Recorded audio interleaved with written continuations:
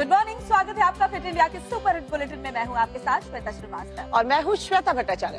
तो शुरू हो चुका है खबरों का धमाकेदार सफर, जिसमें हर सुबह हम आपके लिए लेकर आते हैं देश दुनिया, आपके शहर, आपके राज्य की तमाम बड़ी खबरें। बिल्कुल, 1 घंटे का ये सफर नहीं बल्कि 2 घंटे का सफर होता है। फ्रेश एंड फास्ट भी हम आपको दिखाते हैं, लेकिन फिलहाल शुरुआत करते हैं फिट इंडिया के सुपर हिट बुलेटिन की। बने रहिए हमारे साथ।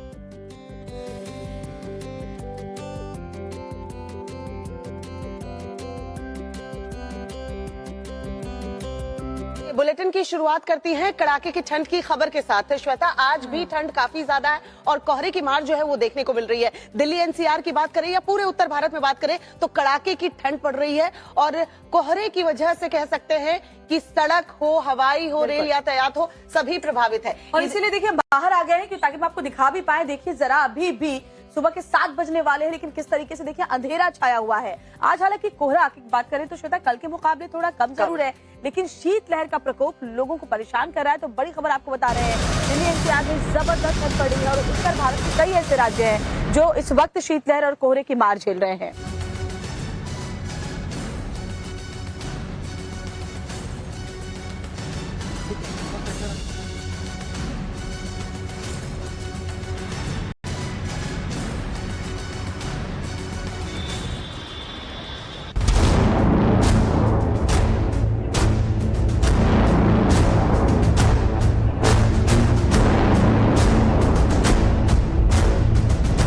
राजधानी दिल्ली सहित पूरा उत्तर भारत घने कोहरे की चपेट में है।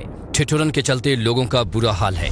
रोजमर्रा के काम करने में लोगों को खासी दिक्कतों का सामना करना पड़ रहा है। बुधवार को दिल्ली एनसीआर सहित यूपी, मध्य प्रदेश, राजस्थान और हरियाणा समेत कई राज्यों में कोहरे का असर दिन में काफी देर तक रहा। विजिबिलिटी इतनी कम थी कि लोगों को पास की चीजें भी दिखाई नहीं दे रही थी। सड़क पर हालत और बदतर नजर आई।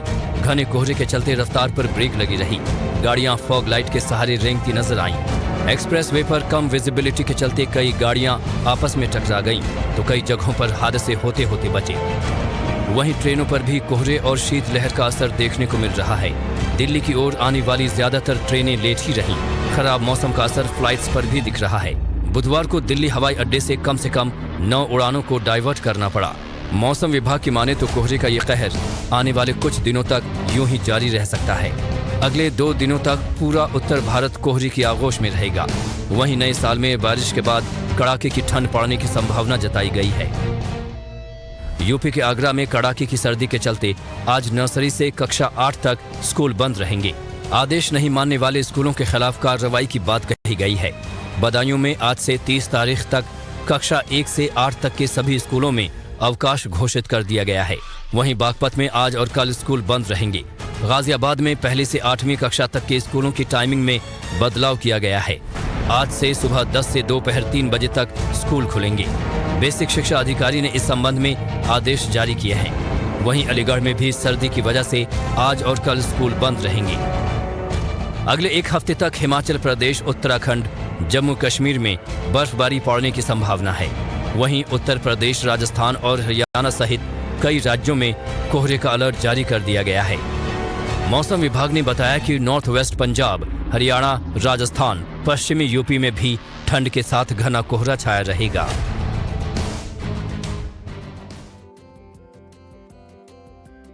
और बड़ी खबर आपको बता रहे हैं, दिल्ली में कोहरे को देखते हुए रेड अलर्ट जारी कर दिया गया है। जानकारी ये मिल रही है कि मौसम विभाग ने कहा है कि आज सुबह से लेकर के 10:30 बजे तक कई ऐसे इलाके हैं जहां घना कोहरा बना रहेगा। कल के मुकाबले आज विजिबिलिटी जो है बेहद कम है। आनंद विहार, अक्षरधाम, मयूर विहार में घना कोहरा जो है देखने को मिल रहा है। पंजाब, हरियाणा और यूपी में भी कोहरा जो है लोगों की मुसीबतें बढ़ा रहा है। और साथ ही इस शीतलहर का प्रकोप भी नजर आ रहा है। कई ऐसे इलाके हैं जहां पर कोहरा आज दिखाई दे रहा है, जिसकी वजह से यातायात प्रभावित हुआ है। साथ ही बताया ये भी जा रहा है कि कई स्कूलों की टाइमिंग पर भी दिल्ली एनसीआर में असर पड़ा है। स्कूलों की टाइमिंग को बदला गया है। कुछ स्कूल ऐसे जिन्हें बंद कर दिया गया है। कई उड़ानें देरी से चल रही हैं। ट्रेन भी सेवा प्रभावित हो रही है। लेकिन बड़ी खबर ये कि सुबह 10:30 बजे तक घना कोहरा छाए रहने की उम्मीद है। और भावना किशोर हमारी सहयोगी इस वक्त हमारे साथ जुड़ चुकी है। भावना, आप इस वक्त कहां पर मौजूद हैं? वहां की तस्वीरें दिखाइए और बताइए कि रेड अलर्ट को लेकर मौसम विभाग ने और इसमें क्या कुछ कहा है अलर्ट को लेकर। बिल्कुल, मौसम विभाग ने रेड अलर्ट जारी किया है आज के लिए और 10:30 बजे तक घना कोहरा जो है वो कुछ इलाकों में देखने को मिलेगा। आज भले ही कुछ इलाकों में विजिबिलिटी बेहतर जरूर हुई है, लेकिन हाईवे की अगर तस्वीर आपको दिखाना चाहें तो देखिए किस तरह से आज भी घने कोहरे की तस्वीर आपको सड़कों पर नजर आ जाएगी। लिहाजा मौसम विभाग ने यूपी के कुछ इलाकों में आज भी जीरो विजिबिलिटी की बात कही है।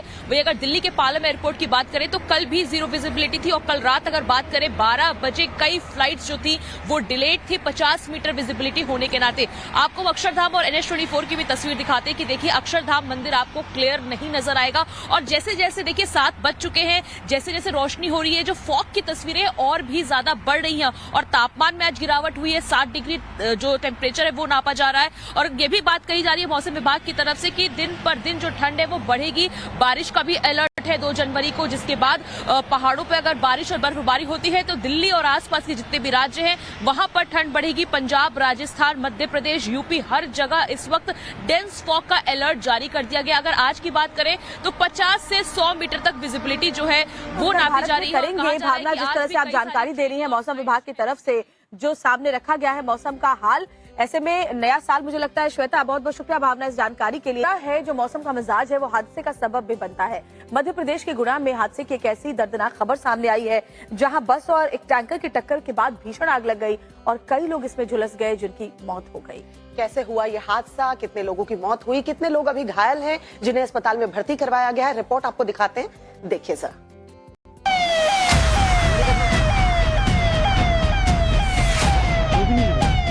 धू-धू कर जलती इस बस को देखिए कितनी भीषण है ये आग और इसने बस का क्या हाल कर दिया है। आप अंदाजा लगा सकते हैं कि हादसे के वक्त का मंजर कैसा रहा होगा। ये तस्वीरें मध्य प्रदेश के गुना की हैं, जहां बीती रात बस और डंपर में भीषण टक्कर हो गई। उसके बाद क्या हुआ आप खुद देख लीजिए। ट्रक के टकराने के बाद यात्री बस में आग लग गई, जिससे करीब 13 लोगों की मौत हो गई। वहीं इस हादसे में 14 यात्री जख्मी हो गए। घायलों को जिला अस्पताल में भर्ती कराया गया है और खतरे से बाहर हैं। बस हादसे पर मुख्यमंत्री मोहन यादव ने दुख जताया है। गुना से आरोन जा रही बस में भीषण आग से यात्रियों के हताहत होने का समाचार अत्यंत दुखद है। इस हृदय विदारक दुर्घटना में असमय मृत्यु को प्राप्त हुए दिवंगतों के परिजनों के साथ मेरी संवेदनाएं हैं। दुख की इस विकट परिस्थिति में प्रदेश सरकार पीड़ित परिवारों के साथ खड़ी है। मुख्यमंत्री मोहन यादव ने इस हादसे की जांच के आदेश दिए। साथ ही उन्होंने बस दुर्घटना में मारे गए लोगों के परिवारों को 4-4 लाख रुपए और गंभीर घायलों को 50-50 हजार रुपए की सहायता देने का ऐलान किया। बता दें कि हादसे का शिकार हुई बस गुना से आरोन जा रही थी। अगली खबर मध्य प्रदेश के खंडवा से है, जहां कल रात हादसा हो गया। बताया जा रहा है यहां एक गैस गोदाम में अचानक से आग लग गई और जो पूरा मामला है जिले के घासपुरा उर्दू स्कूल के पास का है और बताया ये जा रहा है कि गोदाम में लगातार सिलेंडर्स फट रहे थे, जिसके बाद वहां किस तरह का माहौल बना वो आपको दिखा देते हैं इस रिपोर्ट में। देखिए इन तस्वीरों को। अंधेरे को चीर रही हैं आग की लपटें। सिर्फ आग ही नहीं लगी है, रह रहकर ब्लास्ट भी हो रहे हैं। इस भीषण आग की वजह से पूरे इलाके में अफरा तफरी मच गई। ये तस्वीरें मध्य प्रदेश के खंडवा की हैं, जहां एक अवैध सिलेंडर के गोदाम में भीषण आग लग गई। देखते ही देखते आग ने विकराल रूप धारण कर लिया। आप देख सकते हैं कि कैसे आग की ये लपटें आसमान की तरफ उठ रही हैं। आग इतनी भीषण हो गई कि इसकी वजह से करीब 30 से ज्यादा गैस सिलेंडर में ब्लास्ट हुए, जिससे पूरे इलाके में हड़कंप मच गया। मौके पर फायर ब्रिगेड और पुलिस प्रशासन की टीम पहुंची। इस हादसे में किसी के भी हताहत होने की खबर नहीं है, लेकिन 7 लोगों के झुलसने की खबर आ रही है। बताया जा रहा है कि इस आग की वजह अवैध रूप से सिलेंडर का भरा जाना है। बताया जा रहा है कि इस मोहल्ले में करीब 300 लोगों के घर हैं। सिलेंडर में लगातार हो रहे धमाके की वजह से लोग दहशत में आ गए और कई लोग तो अपने घरों में ताले लगाकर मौके से निकल गए। बता दें कि सिलेंडर में हुए धमाके के कारण करीब 5 घरों तक आग की लपटें पहुंच गईं और उसे भी अपनी जद में ले लिया। लोगों का आरोप है कि गैस एजेंसी का गोदाम रहवासी मोहल्ले के घर में बनाया गया था। फिलहाल पुलिस टीम मामले की जांच और कार्रवाई में जुटी है। और इस कड़ाके की ठंड में श्वेता, जब लोग अपने घरों के अंदर दुबके रहते हैं, लोगों की कोशिश यही रहती है कि ज्यादा से ज्यादा वो घर के अंदर रहे, ठंड से बच सके। वहीं दिल्ली में एक बड़ा प्रदर्शन हो रहा है। दरअसल ये वो लोग हैं जिनका कहना है कि 8-9 महीने से इनके पेमेंट रुके हुए हैं। अब ये मजबूर हैं इस ठंड में प्रदर्शन करने के लिए। दरअसल खबर यह है कि दिल्ली जल बोर्ड जो है वो अब एक नई कंपनी को टेंडर देने जा रहा है, जिससे ये जो लोग प्रदर्शन कर रहे हैं उनकी रोजी रोटी का संकट खड़ा हो सकता है, इसलिए प्रदर्शन कर रहे हैं। और अगर ये प्रदर्शन करते रहे तो जल संकट भी खड़ा हो सकता है। रिपोर्ट देखिए।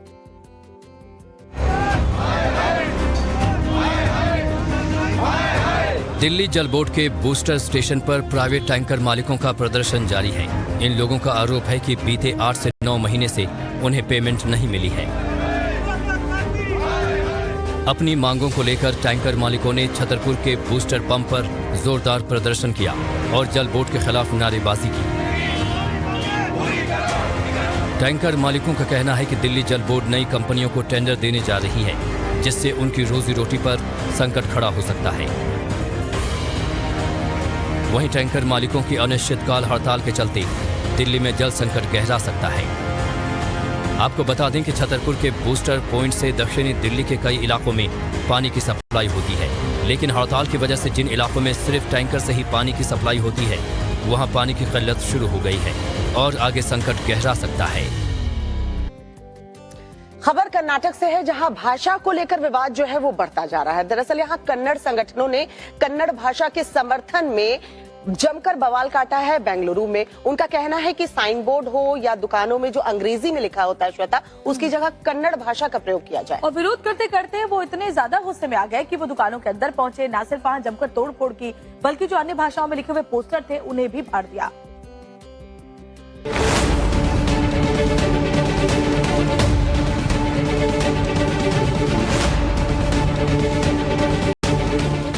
कर्नाटक में कन्नड़ भाषा के समर्थन में जमकर बवाल मचा है। कन्नड़ समर्थक संगठन KRV ने बेंगलुरु में जमकर उत्पात मचाया। जहां जहां भी इंग्लिश या हिंदी में पोस्टर और साइन बोर्ड दिखे, उसे या तो फाड़ दिया गया या फिर तोड़ दिया गया। इस तस्वीर को देखिए। कन्नड़ संगठन KRV के समर्थकों ने एक दुकान और कैफे पर इंग्लिश साइन बोर्ड होने पर न सिर्फ हंगामा किया, बल्कि उसे भी तोड़ दिया।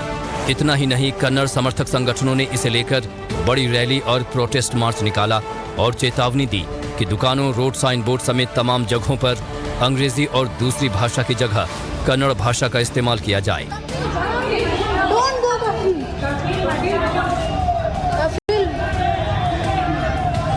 कन्नड़ भाषा में नेम बोर्ड को लेकर जहां BBMP पहले से ही बिजनेस आउटलेट्स को नोटिस जारी कर चुकी है कि 28 फरवरी तक नेम बोर्ड जो है 7% कन्नड़ा में होगा। बावजूद उसके आप देख सकते हैं कि प्रो कन्नड़ा ग्रुप जो है वो लगातार सड़कों पर विरोध प्रदर्शन कर रहे हैं और तमाम जो इंग्लिश बोर्ड्स है और जो हिंदी बोर्ड्स है उन पर कहीं ना कहीं टारगेट कर कालिक पोती जा रही है।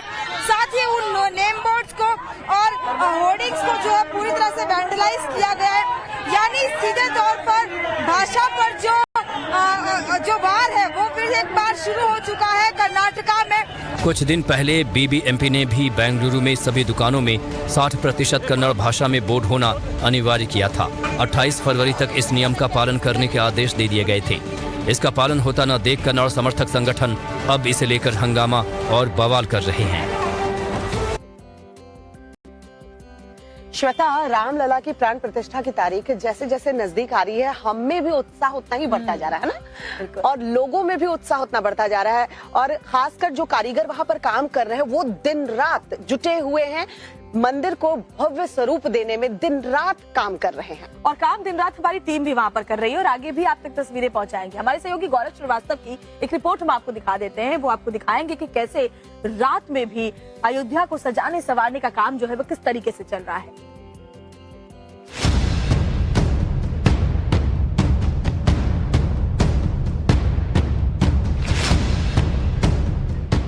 अयोध्या में 22 जनवरी को प्रभु रामलला की प्राण प्रतिष्ठा होनी है।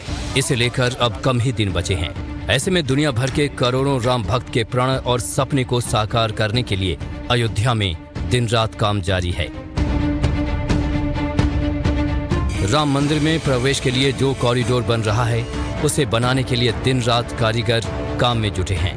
राजस्थान के भरतपुर से आए तमाम कारीगर छेनी हथौड़ी लेकर पत्थरों से द्वार सज्जा को तैयार कर रहे हैं। रात में अयोध्या में कैसे काम हो रहा है, इसका जायजा टाइम्स नाउ नव भारत ने भी लिया। टाइम्स नाउ नव भारत रात 12:30 बजे आपको दर्शकों के लिए स्क्रीन पर वो एक्सक्लूसिव विजुअल लेकर आया है जो दिखाता है कि किस कर्मठता और किस डेडिकेशन के साथ लगातार 24 घंटे राम मंदिर के निर्माण का कार्य जो है वो लगातार जारी है। इस वक्त आप जो तस्वीर देख रहे हैं ये दरअसल राम मंदिर के तरफ जाने वाले प्रवेश द्वार का रास्ता है, जिसके सामने तमाम अगर आप देखें तो 24 घंटे अभी भी काम जो है वो शुरू है। तमाम कारीगर जो हैं वो इस प्रवेश द्वार को सजाने का कार्य कर रहे हैं और अगर देखें तो यहाँ पर जो स्तंभ बनाए गए हैं जिनकी सजावट का काम चल रहा है और लगातार पत्थरों पर छीनी और हथौड़ी लगाकर उनको सजाने का काम और उन पर बारीकियों से भरा काम चल रहा है। कारीगर भी आस्था के इस पर्व में दिल से जुटे हैं और ये देखे बिना कि दिन है या रात, अयोध्या को भव्य बनाने में जुटे हुए हैं।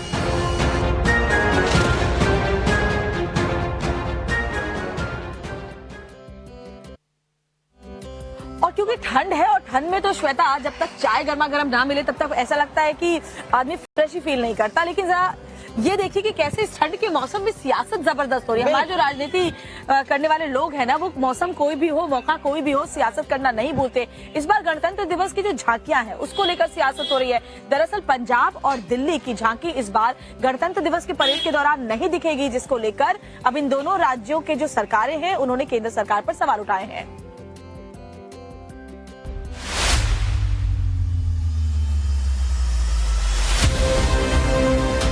गणतंत्र दिवस परेड में इस बार भी पंजाब की झांकी दिखाई नहीं देगी। इस मामले को लेकर अब राजनीति गर्मा गई है। पंजाब के सीएम भगवंत मान ने गणतंत्र दिवस परेड में पंजाब की झांकी को शामिल नहीं किए जाने पर केंद्र सरकार पर निशाना साधा है। उन्होंने केंद्र सरकार पर पंजाब के साथ भेदभाव करने का आरोप लगाया। सीएम मान के मुताबिक इस बार पंजाब सरकार से पूछा गया था कि क्या पंजाब अपनी झांकी दिखाना चाहता है। हमने 4 अगस्त को झांकी भेजने की इच्छा जताते हुए चिट्ठी केंद्र सरकार को लिखी थी। हमने 3 डिजाइन भेजे थे। एक थी पंजाब की कुर्बानियां और शहादतों का इतिहास, दूसरी माई भागो first lady warrior of India और तीसरी पंजाब की अमीर विरासत और इतिहास।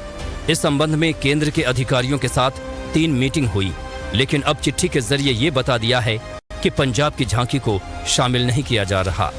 वहीं पंजाब बीजेपी के नेताओं ने झांकी शामिल नहीं होने पर पंजाब सरकार को जिम्मेदार बताया है। जो आम आदमी पार्टी शासित प्रदेश हैं उन्हीं की झांकियाँ क्यों रिजेक्ट होती हैं, ये सोचने वाली बात है, क्योंकि इसके लिए एक समिति बनी होती है जो अप्रूव करती है, उसके मापदंड तय होते हैं और उस पर उनको खरा उतरना होता है। और अगर वो झांकी उस पर नहीं खरी उतरती तो उसको रिजेक्ट कर देते हैं। अकाली दल ने भी केंद्र सरकार के फैसले पर सवाल खड़े किए हैं। देखिए, 26 जनवरी की परेड में से पंजाब की झांकी को बाहर कर देना, इससे विश्व में बैठे पंजाबियों के मनों को ठेस पहुंची है। मैं केंद्र सरकार को बताना चाहूँगा कि ये वो पंजाब है जिसने देश की आज़ादी की लड़ाई लड़ी, जिसने इमरजेंसी के खिलाफ लड़ाई लड़ी। अगर पाकिस्तान के साथ जंग हुई वो भी इसी धरती पे हुई। तो पंजाब की तरफ केंद्र का एक बड़ा फर्ज बनता है और केंद्र को बड़ा दिल दिखाना चाहिए। अगर पंजाब सरकार का कोई भी लैप्स भी था तो केंद्र को बड़ा दिल करके पंजाब की झांकी को ऐसे परेड से बाहर नहीं करना चाहिए था। सीएम भगवंत मान ने कहा है कि पंजाब और दिल्ली में आपकी सरकार है, इसी के चलते भेदभाव किया जा रहा है।